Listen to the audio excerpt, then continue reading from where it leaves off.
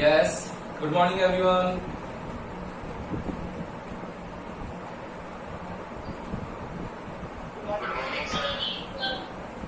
Good morning, beta. Good morning. Good morning, sir. Good morning. Good morning.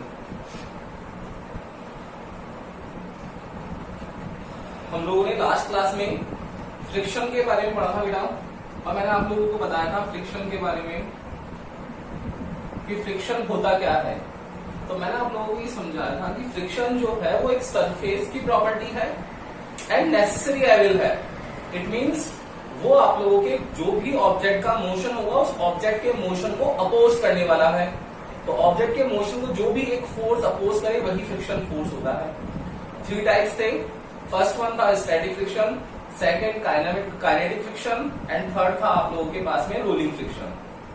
Static friction देखा था कि कोई एक ऐसा फ्रिक्शन फोर्स लगे जिसमें ऑब्जेक्ट का मोशन ही नहीं हो, कि ऑब्जेक्ट पर मोशन फोर्स अप्लाई तो हो रहा है लेकिन रिजल्टेंट फोर्स की वैल्यू 0 हो जाए तब ऑब्जेक्ट का मोशन नहीं होगा।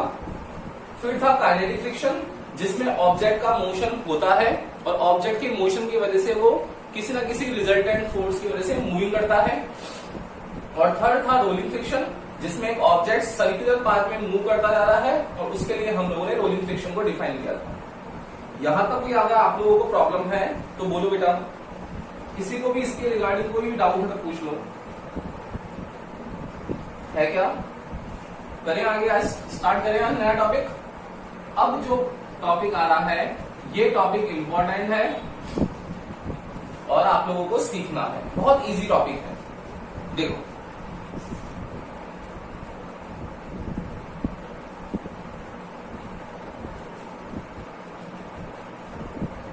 Applications of Newton's law. Applications of Newton's law देखो बहुत इजी है। आप लोगों को यहां पर ऐसा कुछ भी नहीं लगेगा कि इसमें टफ है। सीधा सा आप लोगों को बस कुछ फोर्सेस के बारे में ध्यान रखना पड़ेगा। कौन कौन से फोर्सेस हैं वो बता देता हूं आप लोगों को। फर्स्ट जो फोर्स होता है वो होता है वेट फोर्स, और वेट फोर्स को डिनोट करते हैं कैसे? W से। और ये ऑलवेज इक्वल होता है कि जो मास है ऑब्जेक्ट का उस ऑब्जेक्ट के मास को ग्रेविटेशनल एक्सेलरेशन से मल्टीप्लाई कर लो 9.8 से या 10 से। तो W इक्वल्स टू mg जो है वो क्या आ जाएगा? वेट फोर्स आ जाएगा। क्लियर?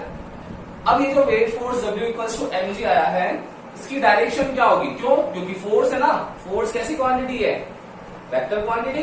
डायरेक्शन होगी तो डायरेक्शन होगी इस फोर्स की। तो इस फोर्स की डायरेक्शन जो होती है वो हमेशा याद रखना वर्टिकली डाउनवर्ड होती है। वेट फोर्स जो होता है वो हमेशा वर्टिकली डाउनवर्ड डायरेक्शन में अप्लाइड होता है। सेकंड इसमें जो फोर्स आएगा वो आएगा आप लोगों के पास में फ्रिक्शन फोर्स, जो आप लोग अभी भी पढ़ते हुए आए हो। ये फ्रिक्शन फोर्स जो होगा, ये फ्रिक्शन फोर्स कहां लगेगा? हमेशा सरफेस पर, ठीक है, और opposite to the motion.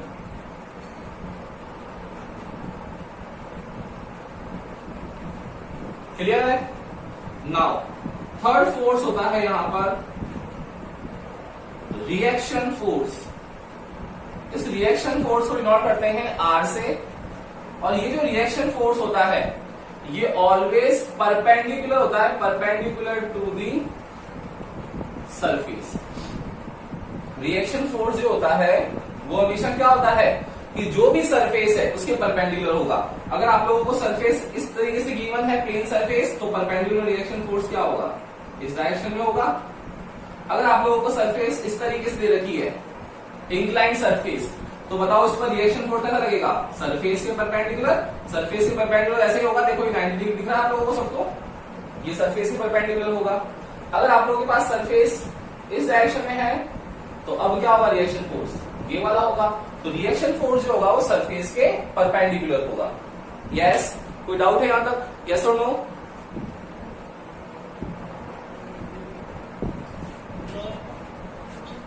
Next है इसके अंदर टेंशन फोर्स। नेक्स्ट है इसमें टेंशन फोर्स। ये जो टेंशन फोर्स है इसको डिनोट करते हैं टी से, और ये कहां अप्लाइड होता है? ये अप्लाइड होता है कि जहां से भी ऑब्जेक्ट जो है वो आप लोगों का बांधा हुआ है।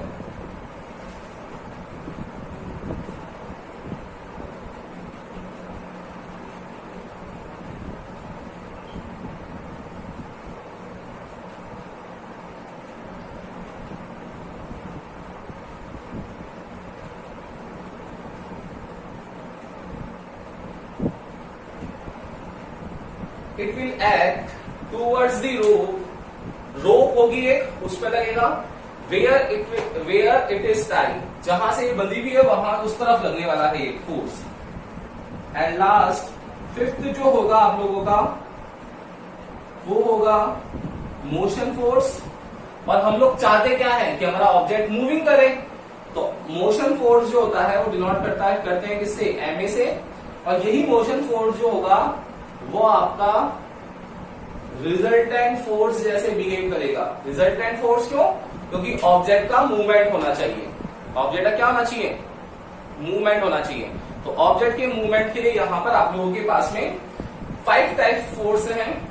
First one is weight force. याद रखना वेट फोर्स कैसा लगेगा? Vertically downward. Second is friction force, वो लगेगा opposite to the motion. Third one is reaction force, perpendicular to the surface. Fourth one is tension force. Tension force कहां लगता है? जहां से रोप बंधी हुई है वहां से। मोशन फोर्स, रिजल्टेंट फोर्स होगा, वैल्यू होगी एमए। इन 5 टाइप्स फोर्स के अलावा इन एप्लीकेशंस में कुछ भी नहीं आएगा। और देखना कितने इजी न्यूमेरिकल में आप लोगों को सिखा दूंगा। बहुत इजी है, बहुत जल्दी सीख जाओगे आप लोग। एक बार फटाफट से इसका स्क्रीनशॉट ले लो बेटा, फिर हम लोग इसके आगे करते हैं। हाँ बोलो।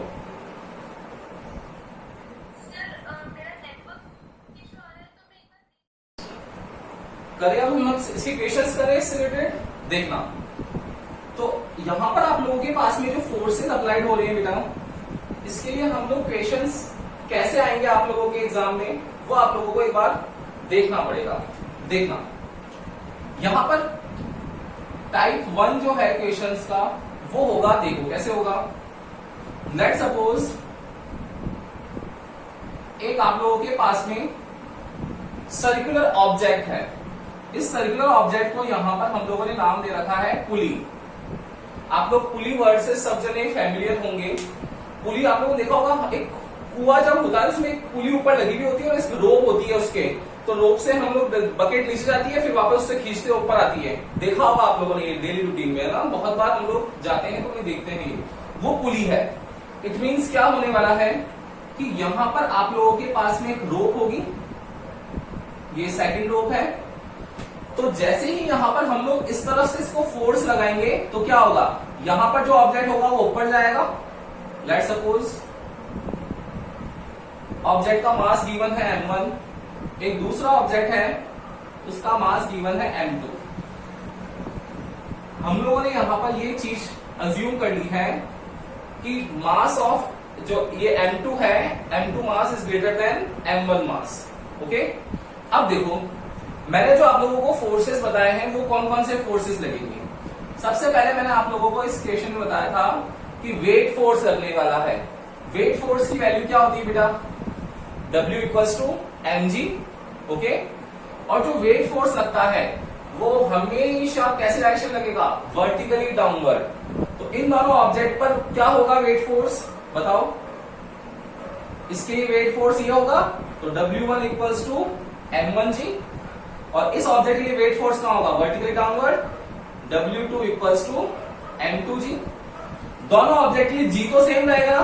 कोई ये तो नहीं सोच रहा कि सर यहाँ G1 लिखना है यहाँ G2 लिखना है। अरे भाई G तो कांस्टेंट है, इस G की वैल्यू 9.8 मीटर पर सेकंड स्क्वायर लिखते हुए आए हम लोग, तो यहाँ तो कोई इश्यू होना नहीं चाहिए आप लोगों को।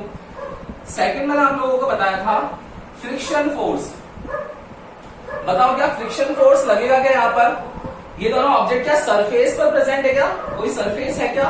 नहीं है ना, तो सरफेस नहीं है, दैट मीन्स यहां फ्रिक्शन फोर्स अप्लाइड नहीं होगा। नेक्स्ट थर्ड फोर्स कौन सा था? Reaction force.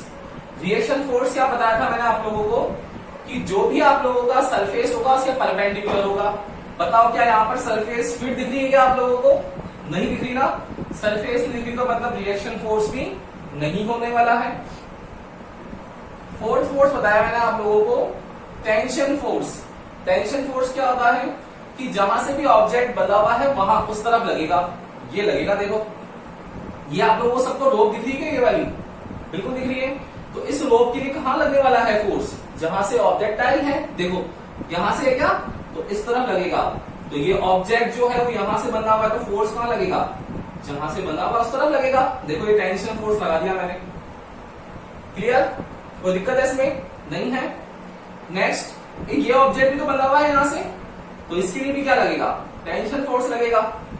अब आप लोगों को ये बोलना चाहिए कि सर देखो M1 है, यहाँ M2 है, तो उसके लिए वेट फोर्स W1 लिखा, इसके लिए W2 लिखा।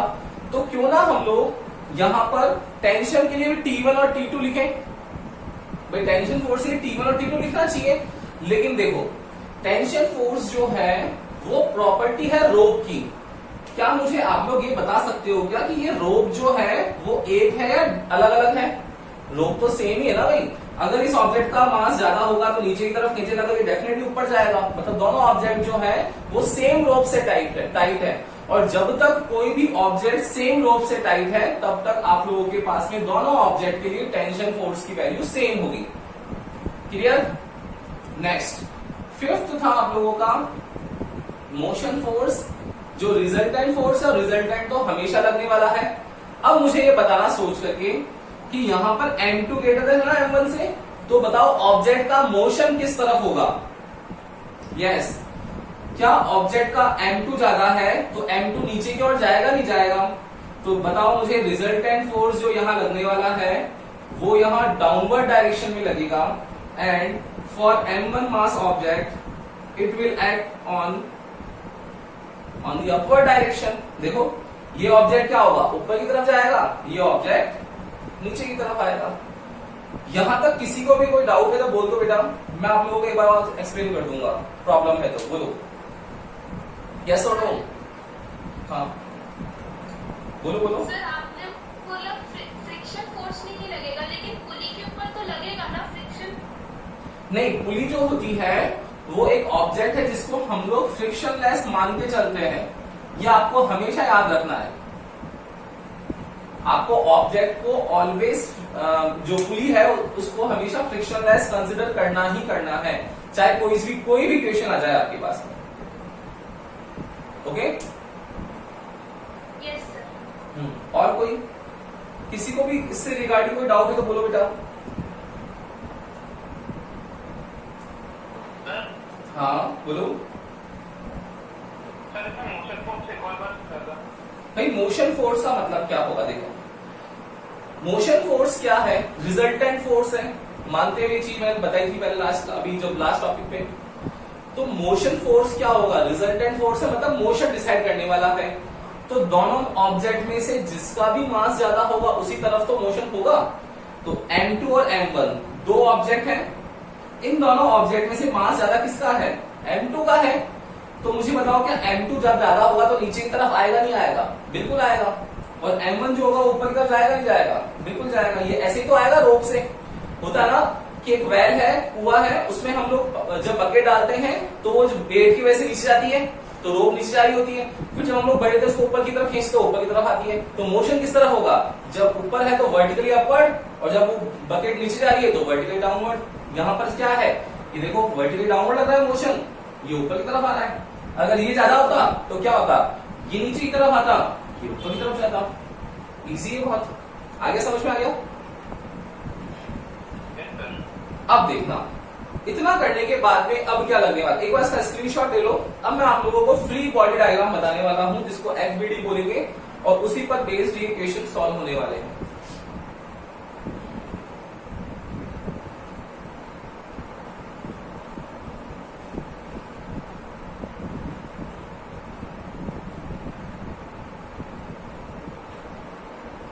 गैस स्क्रीनशॉट ले लिया आप लोगों ने?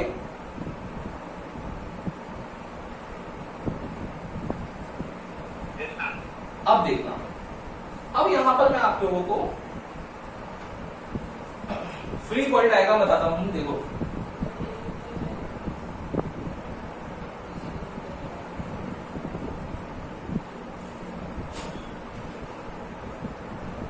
इसको शॉर्ट में बोलते हैं FBD। क्या होगा, ये ऑब्जेक्ट है आप लोगों के पास में, देखना M1 मास ऑब्जेक्ट है। इस M1 मास ऑब्जेक्ट के लिए वेट फोर्स लग रहा है W1 M1G वर्टिकली डाउनवर्ड। दूसरा फोर्स कौन सा लग रहा है, tension force vertically upward and resultant motion force vertically upward. बताओ इस ऑब्जेक्ट के अलावा कोई फोर्स है क्या, इस ऑब्जेक्ट पर और कोई फोर्स है क्या, नहीं है ना। अब देखो मुझे ये बताओ, ये एक ऑब्जेक्ट है, इस ऑब्जेक्ट पर यहां पर एक फोर्स लग रहा है, इस एंड पर दूसरा फोर्स लग रहा है। अगर यहां का फोर्स ज्यादा होगा लेफ्ट हैंड साइड का तो ये ऑब्जेक्ट इधर शिफ्ट हो जाएगा, अगर राइट हैंड साइड का फोर्स ज्यादा होगा तो ये ऑब्जेक्ट उधर शिफ्ट हो जाएगा, यही तो होगा। तो दोनों फोर्स में से ताकत ज्यादा किसकी है वो देखना, किस फोर्स की स्ट्रेंथ ज्यादा होगी। यहां ऑब्जेक्ट का रिजल्टेंट फोर्स लग रहा है ऊपर की तरफ, तो बताओ मुझे T ज्यादा होगा या M1G ज्यादा होगा। यस बोलो, बताओ भाई ऑब्जेक्ट के लिए मोशन फोर्स कहां है, वर्टिकली अपवर्ड डायरेक्शन में। तो जब फोर्स ऊपर की तरफ लग रहा है तो T ज्यादा होगा या W1 ज्यादा होगा, डेफिनेटली T ज्यादा होगा ना। क्यों, क्योंकि T ज्यादा होगा तभी तो उसको ऑब्जेक्ट को ऊपर लेके जा रहा है, तो मोशन ऊपर की तरफ हो रहा है, ठीक है। और हमेशा जब भी हम लोग फोर्स निकालते हैं या कोई भी किसी भी ऑब्जेक्ट में चेंज निकालते हैं तो मैंने आपको बताया था कि ग्रेटर में से लेसर को माइनस करो, तो ग्रेटर कौन है, T है। देखना इसकी इक्वेशन क्या बनेगी, therefore T minus W1 equals to resultant आएगा, रिजल्टेंट क्या है, रिजल्टेंट फोर्स F है। ओके देखो डायमेंशन ग्राउंड पर ये पूरी इक्वेशन सही है क्या, ये भी फोर्स की डायमेंशन आएगी, ये भी फोर्स की डायमेंशन आएगी, ये भी फोर्स की आएगी। तो हम लोगों ने जो इक्वेशन बनाई है वो इक्वेशन हमारी सही है, ये हम लोगों को समझ में आना चाहिए कि डायमेंशन ग्राउंड पे हम लोगों ने इस इक्वेशन का फॉर्मेशन किया है, मतलब इक्वेशन सही होगी। ओके अब देखना, अब इसके बाद की कहानी देखो सबने। अब क्या होने वाला है, यहां पर हम लोग T लिख रहे हैं, W1 की वैल्यू कितनी है, W1 is M1G equals to F कितना होगा, M1A, यही तो होगा भाई। W1 की वैल्यू कितनी है M1G, फोर्स कितना होता है MA, तो M कितना है M1A, क्लियर। तो T minus M1G equals to M1A, ये इक्वेशन हो गई आपकी फर्स्ट। नाउ अब आप लोगों को सेकंड ऑब्जेक्ट के लिए फ्री बॉडी डायग्राम बनाना है। सेकंड ऑब्जेक्ट कौन सा है आप लोगों का, M2 है। इस M2 पर वेट फोर्स कहां लगेगा, W2। इस पर टेंशन फोर्स कहां लगेगा, vertically upward and motion force कहां है इसका, वर्टिकली डाउनवर्ड। मुझे कोई बता सकता है कि W2 और T में से ज्यादा कौन होगा इस बार, W2 होगा क्या, बिल्कुल होगा। तो क्या हो जाएगी इक्वेशन बताओ भाई, W2 minus T equals to F। देखो सब फोर्स है, मतलब इक्वेशन अपनी सही है। क्या लिखेंगे हम लोग वैल्यू, W2 की वैल्यू आप लोगों को सबको पता है mg होता है, तो M2G हो जाएगा minus tension force as it is आ जाएगा एंड मोशन फोर्स M2A हो जाएगा। ये इक्वेशन सेकंड हो जाएगी। क्या आप लोगों को सबको 3x minus 2y equals to 5, 5x minus 7y equals to 9 ऐसी इक्वेशन सॉल्व करनी आती है क्या आप लोगों को, सबको आती है। देखो यहां भी तो वही इक्वेशन आ रही है बेटा। यहां पर देखो M1 जो होगा आपको क्वेश्चन में गिवन होगा कि 2 kg है, 3 kg है, 5 kg है। सेम W2 भी गिवन होगा आपको। तो मुझे बताओ क्या आप इसको निकाल सकते हो, बिल्कुल निकाल सकते हो। यहां पर M1 लिख सकते हो, एक्सेलरेशन और क्या बच गया, टेंशन। मतलब जब भी ऐसा पुली वाला क्वेश्चन आएगा तो आप लोगों से एग्जाम में दो ही चीजें पूछी जाएगी, क्या कि फर्स्ट चीज फाइंड टेंशन फोर्स T और सेकंड पूछा जाएगा आप लोगों से एक्सेलरेशन A। क्योंकि दो ही वेरिएबल है इक्वेशंस में, इसलिए आप लोगों को हमेशा T और A ही पूछा जाएगा इस टाइप के क्वेश्चंस में। यहां तक कोई भी डाउट है बता दो मुझे, कोई भी इक्वेशन में, किसी को भी इक्वेशन लिखने में या फोर्स समझने में कोई दिक्कत तो बोलो बेटा।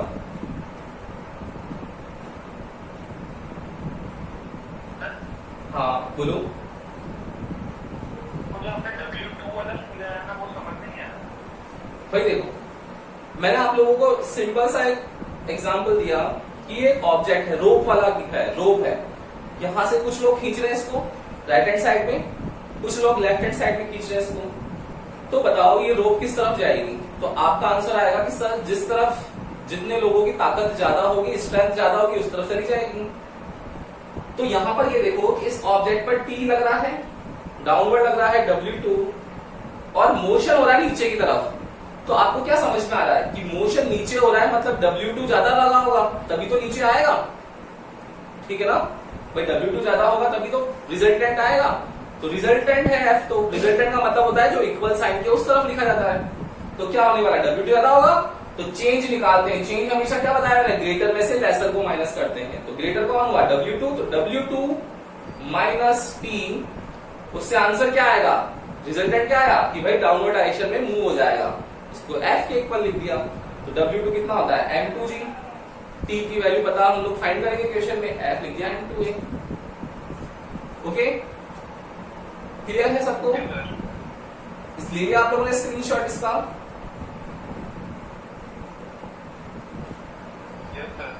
चलो तो अब देखना, टाइप 1 जो है इस पर बेस्ड मैं आप लोगों को इक्वेशन करवाता हूं, आप लोगों को कॉन्फिडेंस आएगा तो हम लोग फिर आगे वाले टॉपिक्स जो होंगे उन पर मूव करेंगे।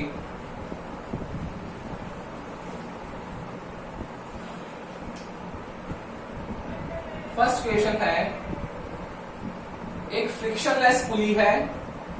इस फ्रिक्शनलेस पुली के लिए आप लोगों को एक ऑब्जेक्ट दे रखा है 5 kg का, दूसरा ऑब्जेक्ट गिवन है आपको 3 kg का। ओके, ये इस तरीके से आपको डायग्राम ड्रॉ होके आएगा क्वेश्चन में, और पूछा जाएगा आप लोगों से फाइंड फर्स्ट T, पूछा जाएगा आप लोगों से सेकंड बोला जाएगा कि what will be the acceleration of the object. Yes, सबके पास 2 मिनट है, फटाफट से इसका सॉल्यूशन बताओ कि क्या आने वाला है T और A की वैल्यू, जल्दी से।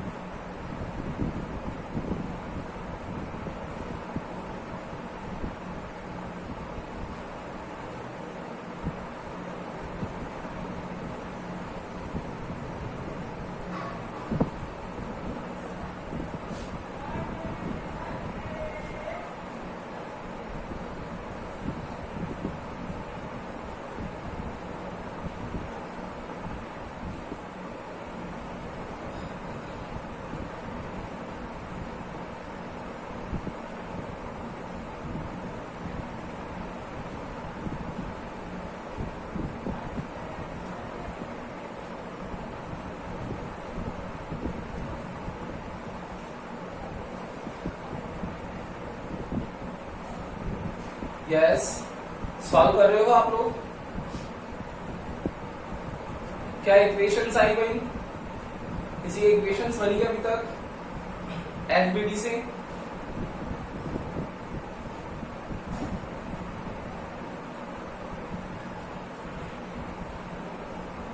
नो?